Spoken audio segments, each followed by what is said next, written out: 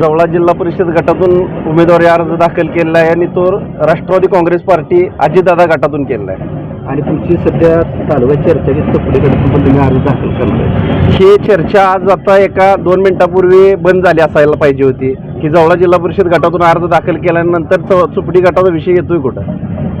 बरं, आता तुमची युती आहे का कोणासोबत काय? जर येणाऱ्या 2-3 दिवसामध्ये किंवा 27 तारखेपर्यंत ज्यांना आम्हाला घेऊ वाटतं बरोबर त्यांनी आम्हाला घेतलं तर आम्ही कुणाबरोबर पण जायला तयार आहे. कारण आमचं पाठीमागच्या विधानसभेच्या वेळेला आम्ही आमच्या राजकीय भवितव्यासाठी विद्यमान आमदार असणारे डॉक्टर बाबासाहेब देशमुख यांना आम्ही पाठिंबा दिलता आणि जे विधानसभेला पाठिंबा देण्यापाठीचा मागचा उद्देशच असा होता की जिल्हा परिषद पंचायत समितीच्या वेळेला आम्हाला त्यांच्यासोबत त्यांनी आम्हाला बरोबर घ्यावं ही अशी आमची इच्छा होती त्यावेळेला.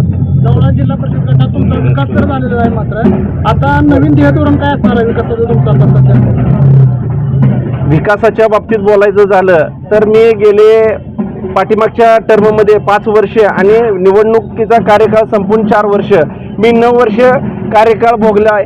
जिल्हा परिषदच्या माध्यमातून जिल्हा परिषदच्या निधीतून मी माझ्या एकतपूर जिल्हा परिषद गटाचा जो विकास झाला आहे तोच विकास येणाऱ्या काळामध्ये जवळा जिल्हा परिषद गटाचा करेन हाच विजन माझ्या समोर डोळ्यापुढे ठेवून आज जिल्हा परिषदची उमेदवारी करतोय. तुम्ही निवडणुकीपूर्वी महायुतीचा तुमचा पक्ष घटक असताना सुद्धा तुम्ही स्वतंत्र काढणार माहितीत काढणार. कसं आहे या तालुक्यामध्ये राजकारण तुम्हाला माहीत आहे कोणाभोवती फिरतंय. जरी महायुतीमध्ये किंवा सत्तेतला जरी अजितदादाचा पक्ष असेल तरी पण आम्ही लोक बाबा ह्या सर्वसामान्य जनतेचं जे काय भलं करणं चाहतोय ते ह्या लोकांना पसंत नाही किंवा माझ्यासारखा सर्वसामान्य माणूस आज राष्ट्रवादी तालुका अध्यक्ष झाला, या अध्यक्ष होऊन परत जिल्हा परिषद सदस्य होऊन पुढं काहीतरी राजकारणामध्ये आणखीन त्याचं नाव मोठं होईल या गोष्टीपोटी आम्हाला महायुतीतले काही घटक पक्ष आम्हाला सोबत घेत नाहीत. त्या निवडणुकीपूर्वी आम्ही आता जिल्हा परिषद 7 गटातून आणि पंचायत समिती 14 असे 21 जागा लढणार आहे. तालुक्यातल्या दोन्ही राष्ट्रवादी एकत्र असणार. हो, दोन्ही राष्ट्रवादी एकत्र असणार आहे. आम्ही जवळा जिल्हा परिषद गटातील नागरिकांना काय आव्हान करायला आपण? जवळा जिल्हा परिषद गटातील नागरिकांना आव्हान एवढंच करेन की माझ्याकडून थोडीशी मिस्टेक झाली की आरक्षण 13 तारखेला डिक्लेअर झाल्यानंतर अतुल पवारनं 14 तारखेपासूनच काम करायला पाहिजे होतं. पण राजकीय कोणाबरोबर तर गणित असते, राजकीय समीकरण कोणासोबत तर असल्यामुळं गेले 2 महिने माझं वेस्टेज गेलं.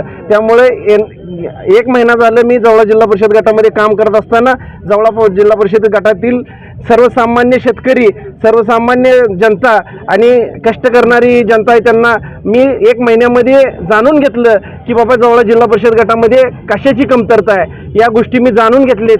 त्यामुळं येणाऱ्या काळामध्ये जवळा जिल्हा परिषद गटामध्ये त्याच विजनवर त्याच विकासावर मी काम करण्याचं त्यांना आश्वासन दिलेलं आहे.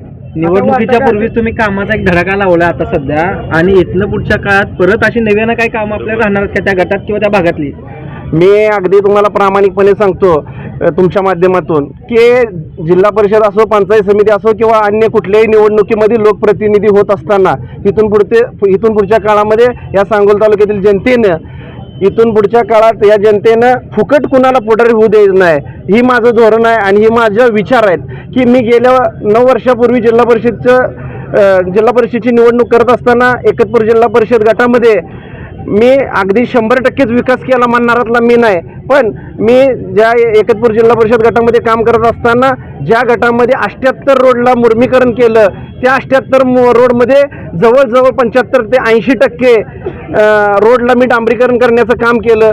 आणि एकतपूर गटामध्ये पाण्याची समस्या असताना त्या एकतपूर गटामध्ये पिण्याचं पाणी आणि शेतीला वापरायचं असणाऱ्या पाण्यासाठी एकतपूर गटामध्ये असणारे सर्व वाड्यावरती बंधाऱ्याचं काम करण्याचं मी काम केलं आणि त्या बंधाऱ्यामधील खोलीकरण करून जास्तीत जास्त पाणीसाठा कसा होईल हे बघितलं.